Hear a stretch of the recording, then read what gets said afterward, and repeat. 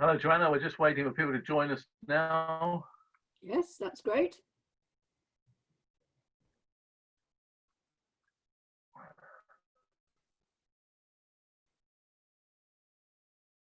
So we've now got 13 participants joined, 14. We're just hanging on for a few minutes. I can see the numbers going up.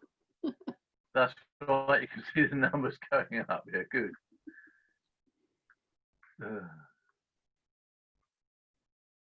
We've got people from America joining us. I can see Barbara Bird from America has joined us. Oh, wow. 25. We're just hanging on for a sec. So this is going to be a worldwide thing. Worldwide fame. 29. Fame, worldwide fame. I'm sure you're more famous than I am, Joanna. Absolutely more famous than I am. So we're up to 30 now. I'm just hanging on. If you just tuned in, I'm just hanging on for a minute to allow people to come in. We've got Evening from Bradford on Avon and France in my heart. Well, yes, I'd like to be in France too, but there you are. There's something about the south of France that's appealing. East Sussex, Forest of Dean, somebody from Dublin in Ireland. Thank you very much for joining us. Really nice to see you. Goring would suit me. Yeah. Greek Island.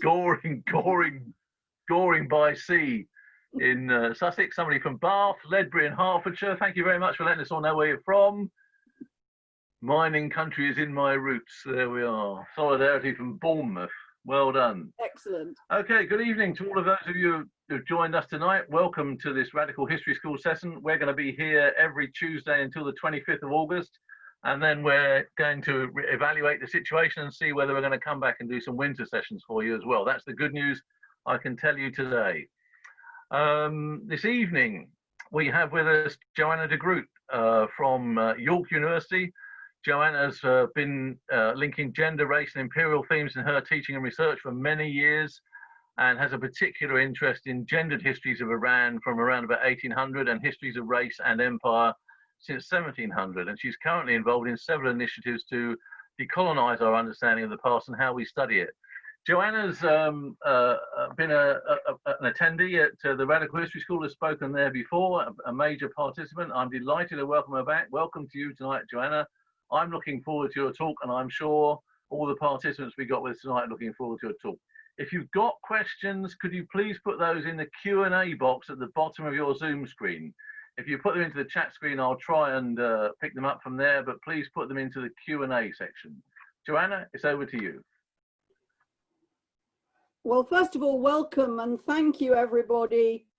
Oh, sorry. I'm juggling two bits of technology here.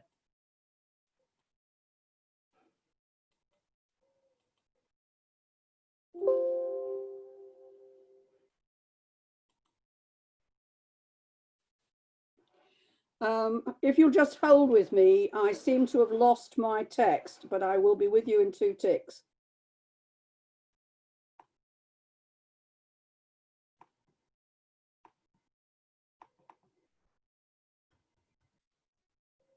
We'll hold with you, Joanna. Don't worry about it at all, okay? Doesn't matter. No, if you don't do anything, I'm back. So welcome, everybody. I'm so delighted that that many people are giving up a summer evening. It's quite sunny here in York, where I am, to be part of this. I intend to talk, I hope, for about 40 minutes. I expect they'll shout at me if I go on too long, which I have been known to do. But there should be time, therefore, for a bit of Q&A and for people to share their own ideas and thoughts. So I entitled it, Things As You Can See, Towards an Inclusive Radical History. And in this time of the Black Lives Matter movement and of renewed debate on how we understand the history of empires, I wanted to contribute to the process of rethinking and communicating radical history by using 3 ways to do that rethinking. Of course, there are many others, and people may have some creative suggestions which they can bring into discussion. But the 3 things I'm going to do, each of which will be focused around some images.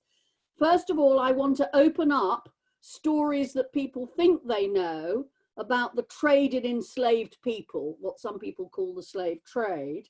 and the exploitation of enslaved people's lives and labor, which move it from being a story about people over there, Africa or the Caribbean or Brazil, and not rather than, and to bring it back to over here, to people like ourselves, many of whom, not all obviously, have grown up in the UK.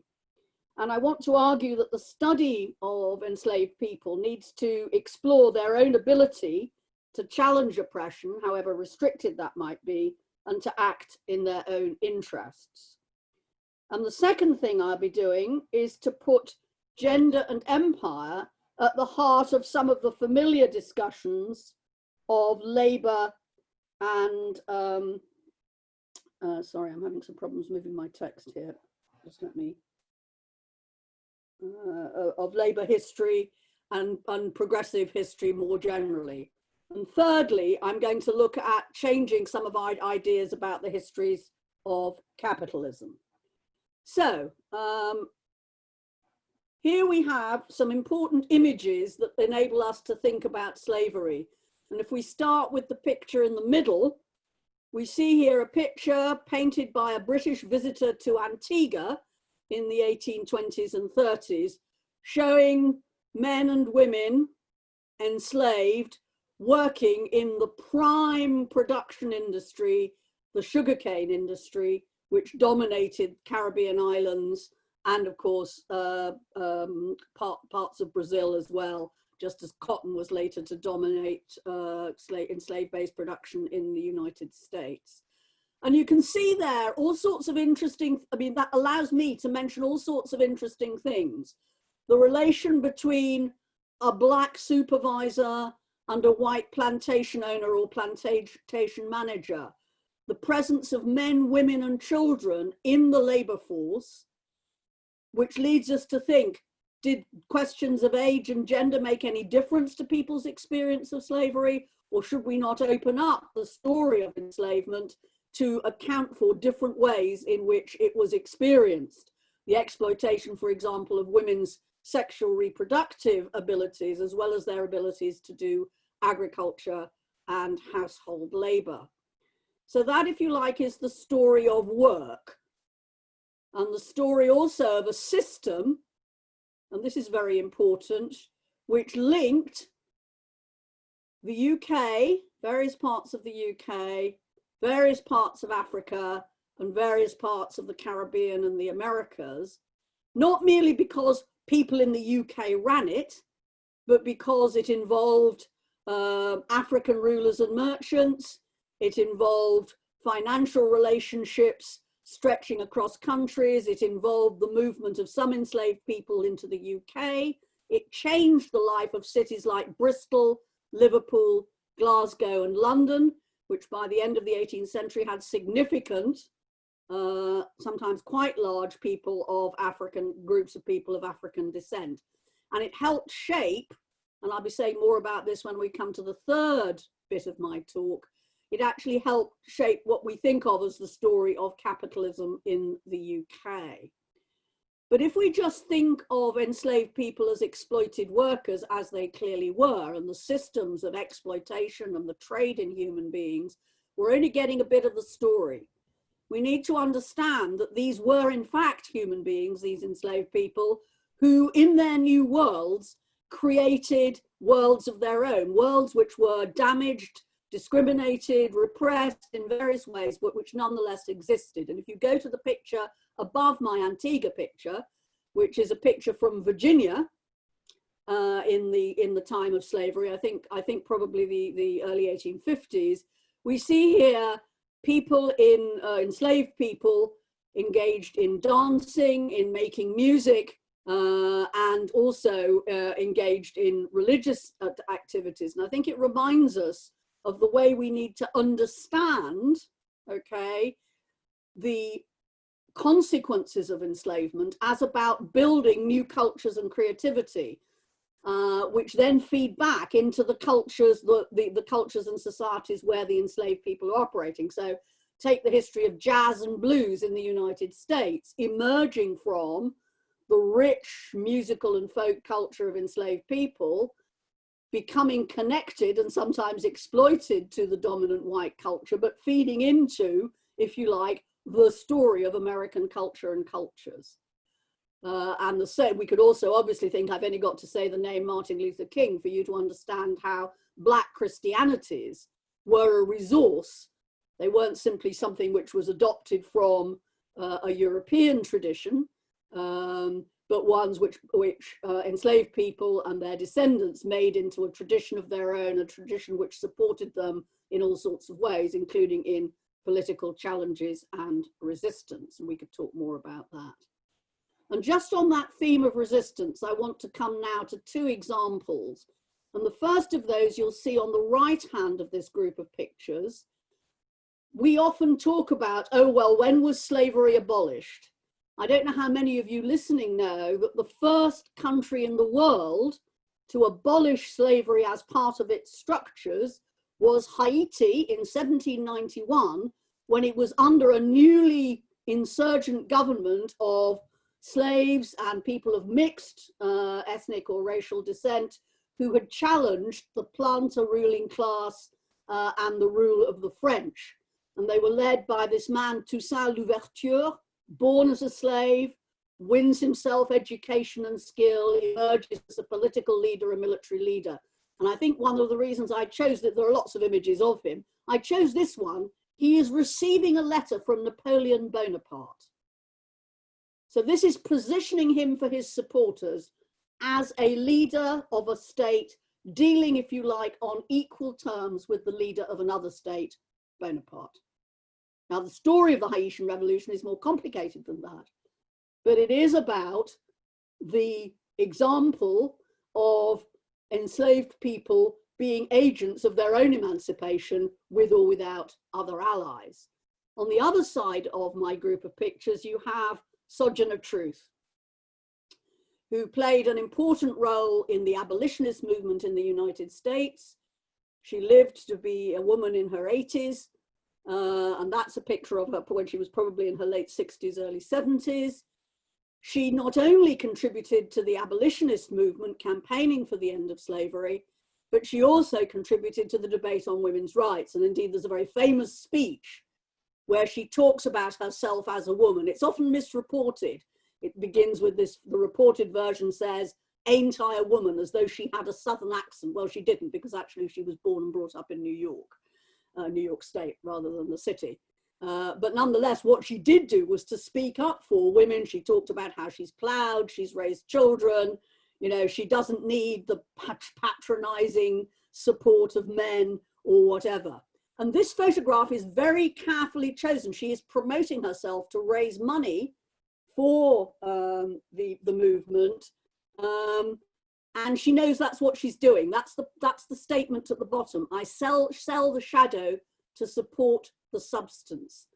And she's portraying herself as a dignified, respectable, nicely dressed, working at her knitting person. So it's an assertion, quite a gendered assertion, of different kinds of claims to equality, equal treatment, and full recognition. Of course, in the 1860s and 70s, the African Americans were rather a long way from getting that. But she's playing her part on that road. And I think that story of gendered relationships to emancipation and abolition, but also to women's rights, to claims to education. She wrote her memoirs, she published various things, as did Louverture, is very important.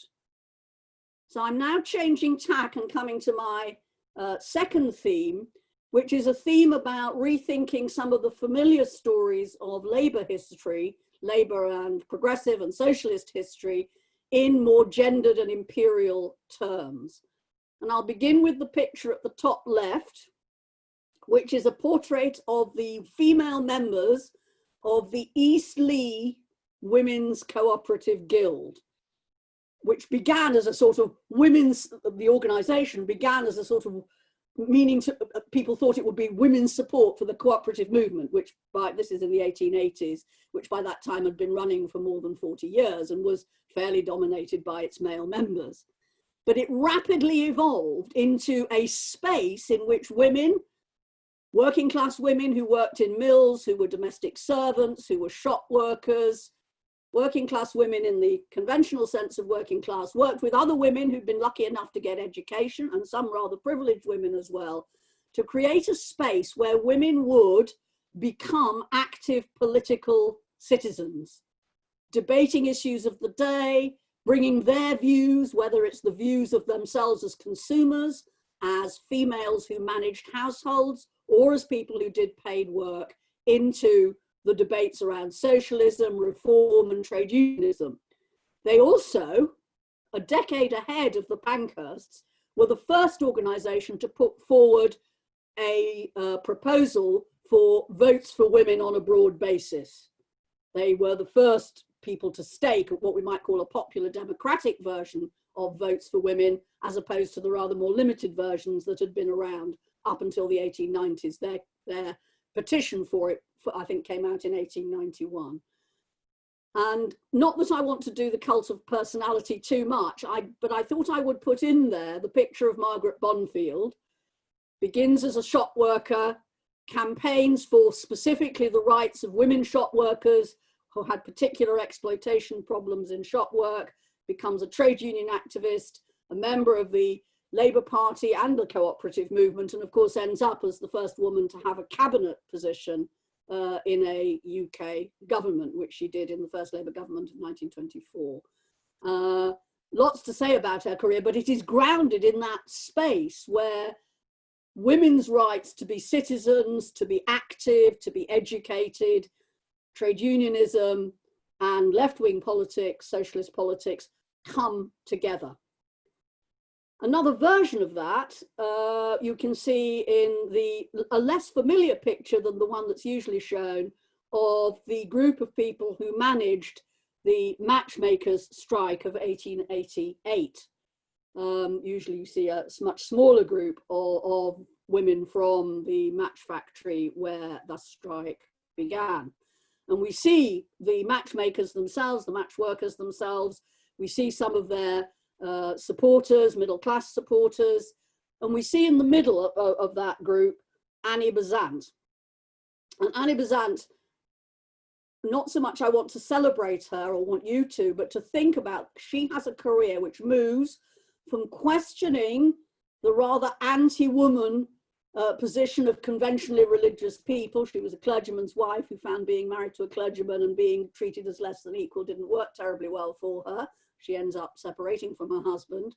She then starts to campaign for women's right to access to birth control in a working class way. She and Charles Blackburn, called Charles Bradlaugh, prosecuted for issuing a pamphlet on birth control, not only because of the content of the pamphlet, which had some directions as to how one could do birth control, but because they sold it at a price that workers could afford.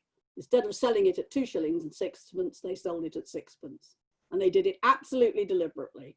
So it was about a gender and class politics of women's control of their bodies.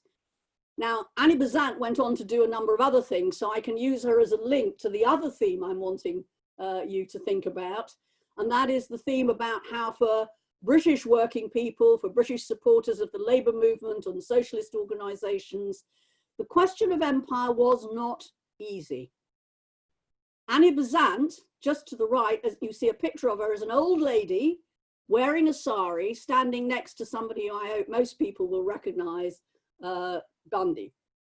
Because after her spell of involvement in socialist and labour politics in the UK, she becomes interested in Indian beliefs. She becomes what's called a theosophist, but as a result of that decides to go and base herself in India, where, guess what, she joins the Home Rule movement, the movement for independent or autonomous rule for Indians, who are being, of course, at this point ruled by the British either directly or indirectly. And by the end of her life, she's hooking up with Gandhi. And of course, that is an issue, as I say, that progressive folk found difficult. In fact, if you look at the history of Labour movement and Labour Party views on empire, it's often laced with the idea that it's a progressive thing, because only through empire will progressive ideas be brought to the benighted subjects of the empire by enlightened Fabians or enlightened socialist politicians or whoever. that runs in parallel to another tradition which is very critical of imperialism and colonialism. But we need to see that complicated history. And just taking that a little bit further, I have the other picture of Gandhi, which is just above the one of him with Annie Bazant. He's standing there with cotton mill workers in Darwen in Lancashire. In 1931, Gandhi came. He was part of the group of people who were coming to do battle with the British politicians for meaningful home rule for Indians. Not a very successful episode. I think that was at the point at which Winston Churchill referred to him as a half-naked fakir. This is a man who actually got a law degree at Lincoln's Inn. So I mean, you know, how to get things wrong, huh? But at that time, the cotton industry in Lancashire is in real problems because of the Depression. There's questions of competition with Indian spun cotton, and Gandhi quite deliberately goes to talk to cotton mill workers about those issues and to get their interest and support for home rule. And I'll just end with a little anecdote about that, which is that some smart journalist asked Gandhi, I don't know whether this is a true story, but it's so nice that I always tell it. Well, Mr. Gandhi, you've spent some time in England now. He clearly hadn't known that Gandhi had had some of his education in England. What do you think of Western civilization? And there's a pause. Gandhi thinks, and then he smiles, and he says, I think it would be a really good idea. And I tell that story just to, you know, to turn over that other idea about, you know, only from the West comes civilization. Now, the tradition of progressive interest in imperial questions and race questions goes back a bit in Lancashire.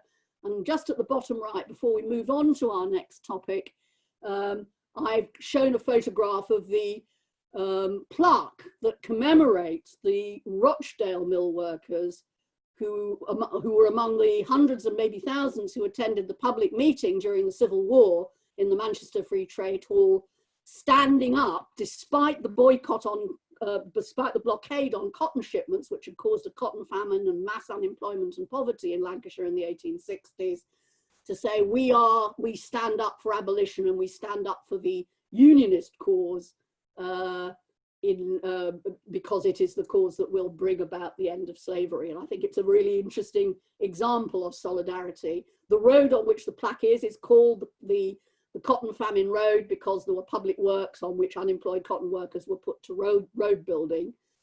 And in exchange came a ship sent by Abraham Lincoln with food supplies for those who were being the unemployed and people who were starving in Lancashire during the cotton famine, which was partly from the Union government, partly from the people of New York and Pennsylvania, to show that they recognized something of an alliance. That's one of the more positive faces, if you like, of empire, race and labor politics, and needs to be set aside along its darker side and the resistance sometimes to progressive race and anti-imperial politics.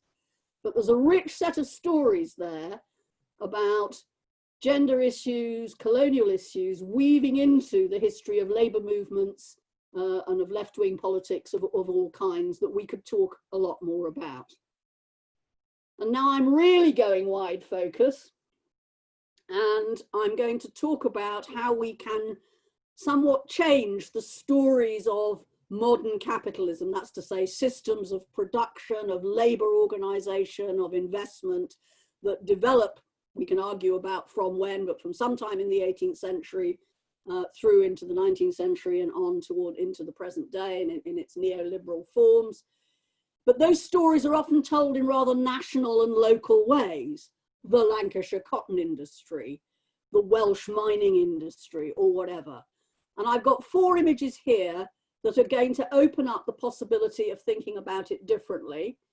And I'm going to go clockwise from the bottom left. I have to start with my favorite picture. I work on the history of 19th century Iran, and this is a picture of 19th century Iranian carpet workers.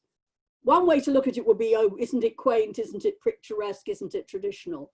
Actually, these skilled women workers are producing carpets in an organized system which links them in their villages in Iran to global networks of investment and demand for carpets in Western Europe and North America. bourgeois taste in the 1860s, 1870s began to rather like the extremely beautiful craft-made carpets, such as those that these women are producing. And they have been, there is a history of carpet working in Iran and other parts of the Middle East that goes back a long period, but it's a luxury industry.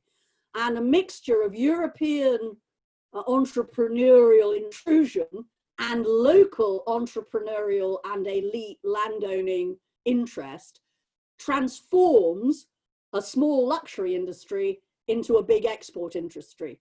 By 1914, carpet exports from Iran are the single largest thing after oil in terms of their value. And we're talking, millions of pounds, as it were. So this isn't about a quaint craft industry. This is about capitalistic inventions. So they are using often imported cotton thread to make the warps, local wool to produce the weft, to produce the fine woolen carpet, or indeed local silk to make the even finer silk carpets, but mainly we're talking wool, and dye stuffs that might be locally produced, a whole other industry.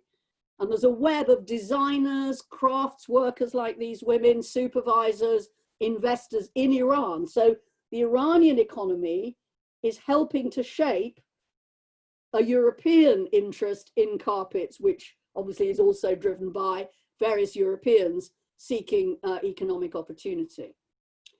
Jumping from Iran to South Africa, that picture at the top left is a picture of a group of miners. And if you look closely, you'll see that some of them are European, some of them are African, and at least one of them is Chinese, in a gold mine in Africa, in South Africa, on the Rand in 1910.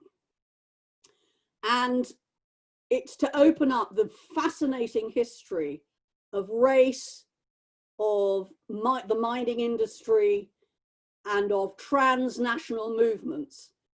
In the 1860s, the Kimberley diamond mines, in the 1880s, the Rand gold mines open up with, particularly with the gold mines, huge demands for labor. So on the one hand, you have miners from Yorkshire, from Wales, from Cornwall, declining tin mining in Cornwall, looking to South Africa where their skills will be usable in this burgeoning mining industry. We're getting recruitment, partly managed by the colonial state, of African laborers who are being maneuvered into the mine's labor system away from their traditional established agricultural activities. And we're also getting Chinese indentured or semi-indentured labor. So we're talking about flows of people, and this is about people's lives as well as about monetary investment and technology. I could add in the migration of people of Jewish descent from Eastern Europe who come into a lot of the white collar and technical aspects of the mining industry from the 1890s onwards. And what's interesting is the tensions it sets up for progressive politics. So until the First World War, most of the unions set up in South Africa were not only formed on UK principles, on the types of unions that we know in the UK, they were often the affiliates of UK unions. So the notion that you might need a trade unionism that fitted this much different labour situation was rather slow to grow. And there's a long history of resistance and reluctance to develop a trade unionism that was inclusive, or to encourage African workers to form unions, which only begins around the First World War. Probably in 1917, the first big union organizations of African workers begin, stimulated by syndicalists and socialists who came in and worked with African trade union leaders. And it took a long while for some of the alliances that we think of, for example, if we think about the anti-apartheid movement, to come to fruition. And I think it reminds us about this, both about the interactive relationship between Europeans, Africans, and indeed people from various parts of Asia in the shaping of mining capitalism, but also about the political and racial difficulties that had to be overcome to create progressive movements that we often in radical history want to write about. moving on round the clock, I'm taking you to Sumatra. And what you see is a picture of the labor force on a rubber plantation. From the 1880s, rubber production booms in Malaya. Maybe people are more familiar with the booming of rubber production in Malaya, but also in Indonesia and later in the French colonies of Indochina. And it's for the demand for tires. So if we think of, you know, a modern British or Europe or American or French society, you know, with the cars and the bicycles and their rubber tires, we need to connect that to this world in Eastern Sumatra, white plantation owners working with Javanese migrant workers migrating from Java to Sumatra, working with Chinese indentured labor, for which, and sometimes Indian indentured labor, for which they negotiate with Indian and Chinese traffickers in Singapore and Malaya and in India, and all of those coming together in this Javanese Sumatran workforce, a workforce which recruited women as well as men, which was closely linked to supplies of investment from Western Europe and management, but also to these networks of migration where people are moving from China to Southeast Asia, to India and around. And the world in which, for example, Indian nationalists are taking up the cause of indentured Indian laborers in Fiji in the 1920s and 30s, but in ways which emphasize their difference from the Indian National Congress. They are, if you like, seen as the benighted poor sisters and brothers, rather than fully participant in the nationalist movement. But nonetheless, where again that link between workers' rights and the treatment of workers and other causes like Indian nationalism gets linked up. And very lastly, I come back to Europe. In fact, I come back to France. And what you see is a picture there from the 1830s of a French silk workers' home and workshop in Lyon, which was the center of the largest silk industry in Western Europe. Other silk industries were to develop elsewhere. And that story is often told by progressive historians. And I was just doing a little bit of a trawl through the historiography in terms of local male workers who were often had their own looms, but were locked into deals with the entrepreneurs in the silk industry because they rented the looms or they bought the raw material. They were controlled by merchant entrepreneurs, and how they resisted. So there's a famous series of strikes in the 1830s by the silk workers of Lyon, which are strikes which are quite politically radical. They're Republican as well as, if you like, worker-centered, and lots of progressive political people get involved. That being said, that historiography ignores something that I think historians of women in the labor movement are very familiar with, which is this is a form of industry, just as some of the carpet industry in Iran was, which is household-based, but is locked into capitalist structures of investment and markets and prices and labor control, even though it's about men, women, and children often related to one another. And there's an interesting invisibility of women there. And I say that because we know through one rather famous socialist feminist of the 1840s, a woman called Flora Tristan, who wrote about organizing women as well as about organizing men from her experiences of seeing the Lyon silk industry.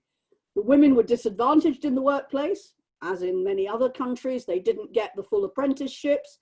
What happened was that women informally, of one generation, informally trained the next generation of workers.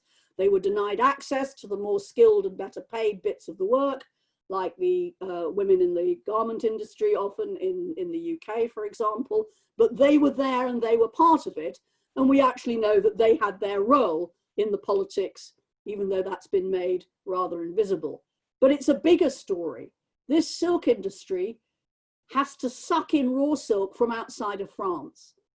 And in the early history of the silk industry, the main supplier was Italy of silk thread, which was then to be processed into various silk fabrics. But in the mid-19th century, the there's a silk disease which damages the silkworms in Italy and indeed in many other countries, including, I have to say, in Iran. So there's a looking around for new places to bring in the raw silk. And it so happens that the French have a certain interest in the Middle East, a history of political and mercantile trading interests in the Middle East, and particularly in Lebanon, where they home in on, again, working with local entrepreneurs, local capitalists, if you like, investors, organizers of labor, leaders of communities, to reorient the Syrian and Lebanese economy towards silk production. So silk exports, mainly to France, go from perhaps 20 to 30% of Lebanese exports in the 1880s to 80% just before World War I. So it becomes, and that isn't just about the commodity, it's about the lives of peasants, of silk spinners, of investors, of landlords in Lebanon, intersecting with the lives of peasants who are moving from the French countryside into the Lyon silk factories and battling with the established workers there for rights and jobs. So it's transforming lives and transforming structures, and what I would call mutually creating. So just as Iran in 1914 looked, the lives of Iranians as workers, and in their communities looked different because of carpet production, as did perhaps, you know, the lives of people in Europe producing the dyestuffs or using the carpets. So too we could talk about the lives of people in Lebanon and France changing together through this dynamic of the silk industry. Well, I think I've probably loaded you with enough different things to think about, but I just want to restate what I said at the beginning, and to say what I think is that histories of labor movements, histories of progressive political struggles, from Chartism to anti-apartheid, whatever, from the French Revolution to the modern day Black Lives Matter, often need to be unpacked in what I would think of as gendered and global ways. And that's not just a sort of guilt trip, why have you left this out? This is about how much richer our understanding is of the development, the successes, the difficulties of progressive movements, of workers' movements, and so on. And I hope that at least I've given you a taster. I could have used 5 other different types of examples, but a bit of a taster of what the potential for that is. And I'm very happy now to discuss and respond to questions. Thanks a lot. Thank you very much, Joanna. That was fantastic. If you stop sharing a screen now, that'd be brilliant. Thank you. Yep. Well, the first question I've got, Joanna, is that the examples you've used here really seem to suggest to me that the role of empire in dictating trade, in terms of dictating local trade and specific local trades, in order to fulfill the needs of empire. Would that be true? Well, I think it's true if you have a broad view of empire, not just in the sense of colonies. So, for example, just to take the last thing I talked about, at the point when the French relationship with Lebanon gets embedded, Lebanon isn't a colony, it's part of the Ottoman Empire. Lebanon and Syria are part of the Ottoman Empire, they're not under French control. So I think that doesn't, it's about imperial relationships. But I do want to say, I do think it's important to think capitalism as a global phenomenon. So, and if you think South Africa in the 19th century, you've got an indigenous African population which is changing because of movements of African people, of the rise and fall of African political systems. You've got the presence of the Boer, or who the people we call the Boers, the people of Dutch and Huguenot descent who've been there since the 17th century. You've got incoming British settlers and controllers, but there's quite a complex space. So long as you say, yes, it's empire, but in a complicated way, and it isn't always about formal territorial control. Iran would be another example of that, because Iran was never anybody's colony, as Iranians will very proudly tell you. Yeah, I'm sure. It's going back to the South African mining thing. One of the pieces of research I've done has been about Cornish miners moving around the world, and South Africa in itself became an extremely important almost a bank for certain areas of Cornwall. As Cornish miners moved out to South Africa, they sent a lot of their wages back, which kept poverty in Cornwall to a minimum. And that aspect of capitalism is also important, isn't it? Absolutely. What you might call remittance capitalism, in the same way. That's right, remittance capitalism, remittances. So you get yeah. so Indian workers who go to other parts of the world send remittances back to families in India, as it might be the people who were brought into various parts of Africa to build railways and to administer railways during the period of British involvement in Africa. But it's also true, yes. And I think that flow, and to think of that not just as money in the narrow sense of people sending money, but that's what keeps families and communities going. Absolutely. So there's a sort of human dynamic. And in some cases, that would be about women going off and hiring themselves out to jobs in domestic work, for example, to send remittances to families. And the other obvious example from the 19th century would be the Irish migrations as well. So I think thinking of migrations and diasporas, human lives, keeping the communities from where you came, keeping them going by remittances, but then that locks you into certain quite oppressive relationships in the place where you're working. Yeah. Yeah, no, it was extremely important in 19th century Cornwall, those remittances coming back from miners around the world. Yeah. I'd like to take you back to the French silk industry in Lyon. One of the things you said was that women there didn't get apprenticeships, they didn't get a proper training. But what I think, am I right in thinking that silk industry was very home-based? And I'm asking this because research I did 40 years ago into the development of the lace industry in England. The lace industry itself was very home-based, relied a lot on women doing it as almost a second occupation alongside working on the land, but was still tied into capitalism because it was collected by the warehouses who came out to villages to collect the lace and bring it in before we moved into the huge factory systems that then developed in industrial centres. Yeah. And I mean, for a long period in a lot of capitalist industry, particularly I think different kinds of textile and fabric industries, you have the two things running in parallel. I'm just reminded of all that stuff by the Crew working class activist Ada Neal Chu, where she talks about both putting out work and being in a factory producing garments.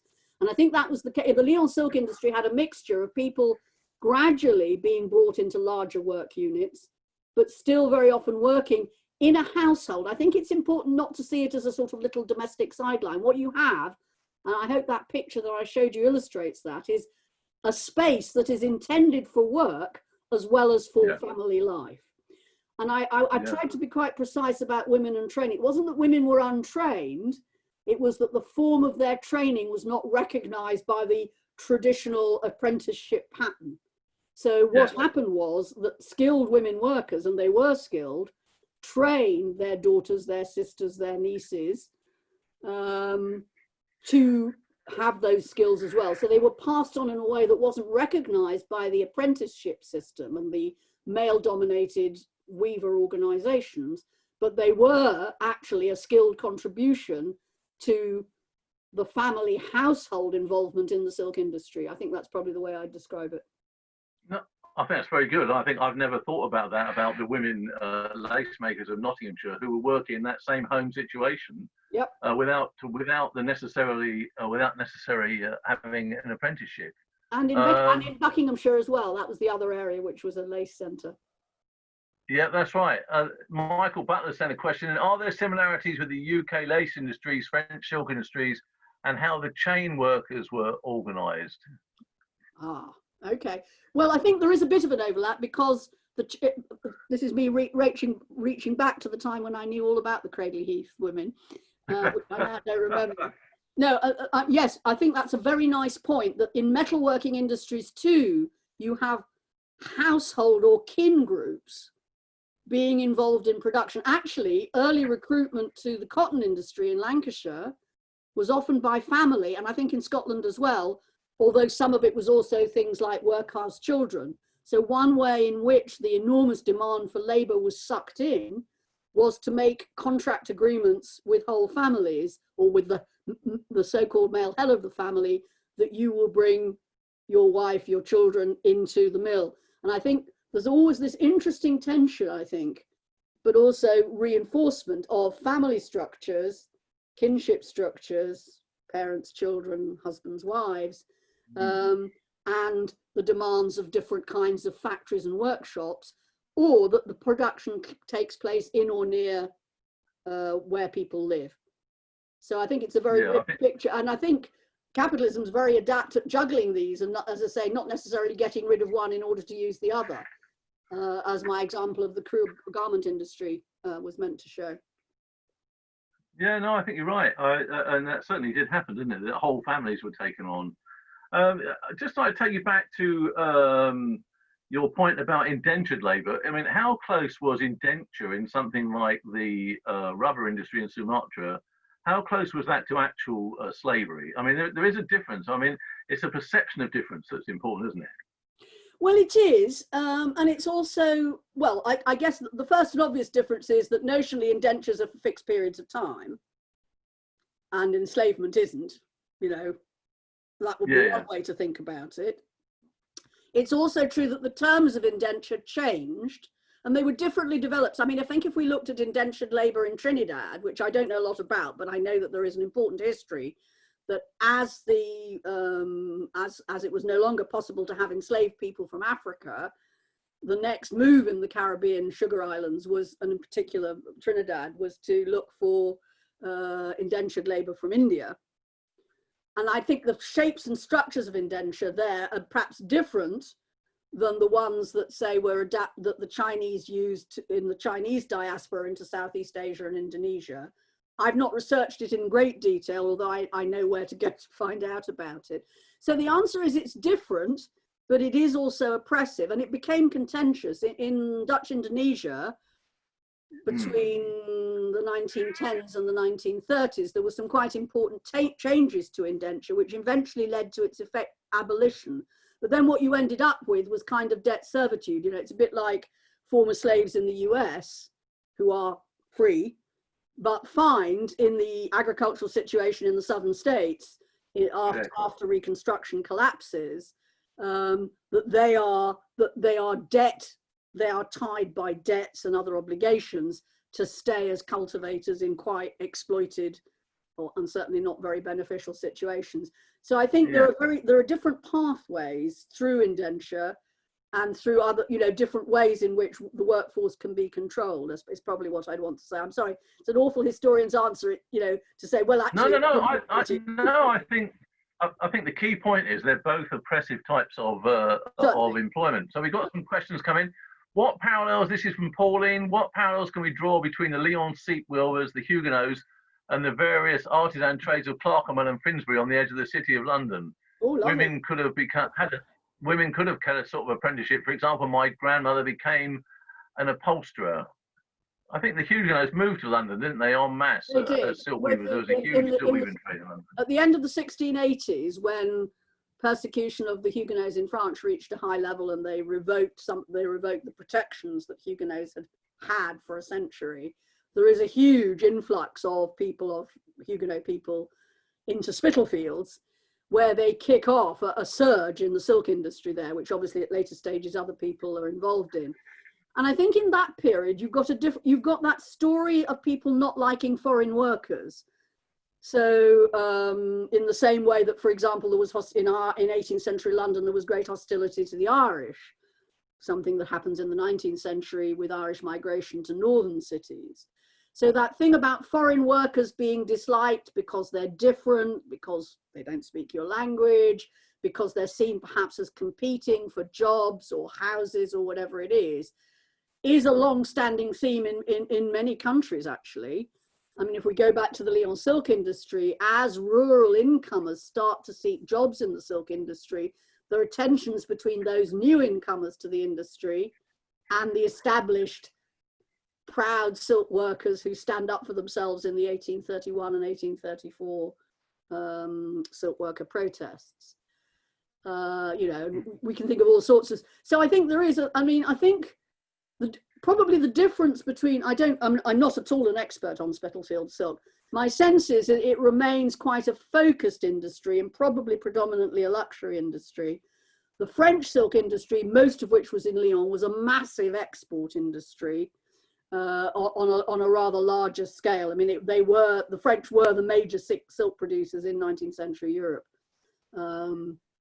Eventually, the new centres develop in China, Japan, and indeed in the United States.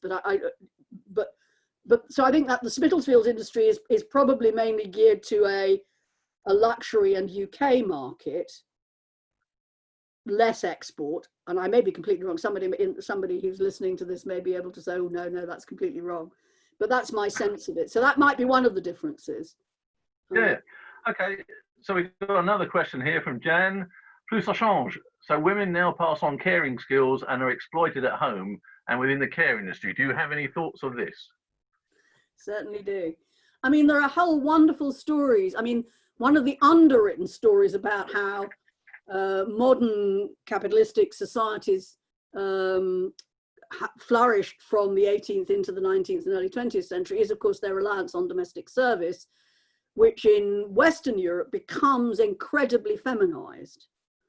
So and it keeps middle class element in society going. I mean, they do hard labor, also emotional labor very often, if we think of the care of children and that kind of thing, and sick people as well. And I think, yes, it's a bit like care workers now, absolutely key frontline workers, appalling terms and conditions.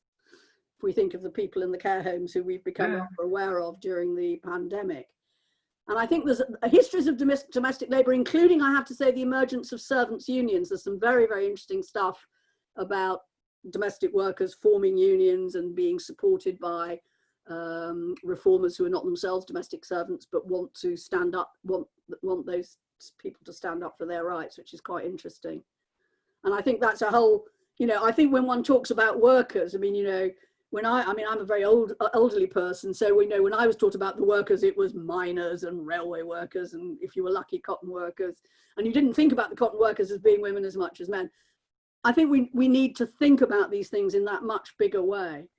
Health workers, care workers, very often women, and of course the unrecognised, unpaid labour, which is often not described as work. I mean, I fight a constant battle to remind the people who I teach sometimes that this is, being a mother or running a household is actual work, and you can describe it in terms of time, you can describe it in terms of skill, as your questioner did, and it should be understood that way. I remember, I think some feminist economist or other did a sort of description of what a mother who is looking after children in a house. And if you describe it as a skill set, it sounds more like middle management than it does like a sort of, oh, I'm just a housewife. So I think that's really, I mean, affirming the way in which, and the other phrase again from 70s feminism is the unpaid maintenance engineer, thinking of the people who do that care work as the unpaid maintenance engineers. Okay, we've got another question then. Where did Ireland fit into British capitalism, and what was the relationship of the English trade union movement to the Irish labour movement? The new unions only caught hold in Ireland in the early 20th century with the arrival of Big Jim Larkin and the National Union of Dock Workers. Right. I mean, again, it's not a specialist field of mine, so I'll just give you my general impression. I think it's been a difficult relationship. I've already mentioned the way in which Irish people who moved to England or Scotland could often be seen as rather unwelcome competitors by their fellow workers, and same stories of resistance to immigrants, whether it's East European Jewish or South Asian or Afro-Caribbean, or as we're talking about, Irish. Of course, because of the sort of legal structures, it was possible in principle for unions to operate both sides of the water, to operate in the island of Ireland and in the other parts of the UK. And I think there is some interesting stuff to be done, which I really am ignorant of, about the relationship between Irish trade unionism and the Irish nationalist movement in its various different forms. And I know that there were tensions, and there were tensions for people like James Connolly, for example, who was who was a trade unionist and a socialist, who supported Irish Home Rule, Irish nationalism, but didn't see it in perhaps the same way as some of the other people in the movement. And I think that reminds us that these are always, in real political situations, they're often very difficult and perhaps painful choices that people make about how to combine their commitment to one set of ideals and goals with their commitment to others. And sometimes they seem to be in conflict. And one of the tasks of historians is, I mean, obviously people make their personal judgments about what would have been right or not right, but historians can also seek to try and understand that, and to recognize that movements are often shaped by those internal tensions. Yeah, I think the story of women in the trade union movement, the story of women in nationalist movements are good examples of that. Yeah, I think you're absolutely right. I'm not a great expert on Irish history myself, so I can't comment on that. I think I do remember John Callow giving a wonderful talk about Connolly at the Radical History School, and he'd probably be the person to ask. Yeah. One of the things I'm interested in personally now is this idea, and you put it into my mind tonight. When I went to primary school, we did talk about local industries. We talked about the Welsh coal mining. We talked about Belfast and the linen industry. We talked about the Welsh, the cotton industry in Lancashire. They were very local things. I think what you're suggesting here, and this is the idea I'm going to take away with me tonight, is this idea that we should move away from those local descriptions and go to a more a better appreciation of how those local industries fed into the capitalist system around the world. It's the dynamic of the local and the global. I'd never rubbish the local. So if we think No, and you weren't either. I just think we need to be clear with ourselves. And if we can go back to, I mean, I think part of the question that the previous question, which I didn't quite come back to, was, so what has the relationship of the island of Ireland been, both in the periods when it's been under English, British rule and not? I mean, in the 18th century, Ireland is producing food and linen, some of which is coming across the water to England, but some of it is also being shipped to America. So it's keeping the colonial and to the Caribbean islands. So it's keeping the colonial venture going, as well as supporting being part of the UK, or, the four nations economy. Historians these days talk about four nations approach to the Atlantic Isles. And I think to think about how that changed, to think about what the consequences are for people in Ireland in the post-famine era, of the shipping, of what happens to agriculture, of the linen industry. Those are stories which are both intensely specific to, not merely to Ireland, but particular parts of Ireland, the island of Ireland, but also are part of these bigger stories about entrepreneurship and migrant labor and the movement of money and goods, for profit, in a sort of capitalistic way. Yeah, I think that's really interesting. Yeah, thank you for that. The other thing I wish we'd had time to carry on talking about is Annie Besson, because I think she's a very interesting character, isn't it? Particularly when she moves to India. Yes. And I'm pretty sure we haven't got much more time to discuss her tonight, but hopefully you and I can talk about that sometime. She's right for a new biography, actually, because she was held to have 9 lives like a cat, and there was a very nice man called Nethercott who wrote a 2-volume biography called The First 5 Lives and the Second 4 Lives. But that was written in the 60s, and I think we probably would be able to do, again, a richer job of understanding her in relation to socialist politics, which she sort of moves away from, in relation to rational religion, in relation to her commitment to the cause of Indian Home Rule in her own very distinctive way. So yeah, I mean, if somebody wants me to hire me to do it, I'd love to. Try and find you a book deal. This is what this is all about. The Radical History School is finding people book deals. I think that sounds altogether too entrepreneurial. It's a very global thing, believe me. Well, we're rapidly coming to the end of this session. Thank you very much, everyone who's attended. I really appreciate that you turned up tonight on a fine Tuesday evening. It's quite sunny here in Cornwall, as you can probably tell, as the sun's beaming in here. Thank you, Joanna, for a very, very interesting and thought-provoking talk. I really, really enjoyed it. Please remember that we've got 4 more sessions coming up. We've got next week. We've got the Mayflower Mavericks coming to talk about the Plymouth, sailing of the Mayflower and the 400th commemoration of that. The 11th of August, we got Rachel Holmes talking about Sylvia Pankhurst. Rachel's bringing out a new book on Sylvia very shortly. The 18th of August, we've got Whose Heritage Is It Anyway, with Steve Paul from the University of the West of England, Southwest of England, and on the 25th of August, we got Workplace Surveillance with Stephen Parfit. So there's some really interesting things coming up if you've got spare time on a Tuesday evening to join us. Thank you, Joanna. I've really, really enjoyed this evening. I've really enjoyed your talk. It's made me think. The comments you're getting are very interesting. Thank you, Joanna. Very interesting. Thank you. It was very interesting. All very interesting. Thanks. From Nigel, excellent, Joanna. Thanks a lot. And from Michael Battler, that was great. Thank you. Well, thanks to everybody for being here. And hopefully at some point we'll meet each other really. But I really enjoyed doing this. Thank you. Thank you. Thank you very much. Enjoy the rest of your evening.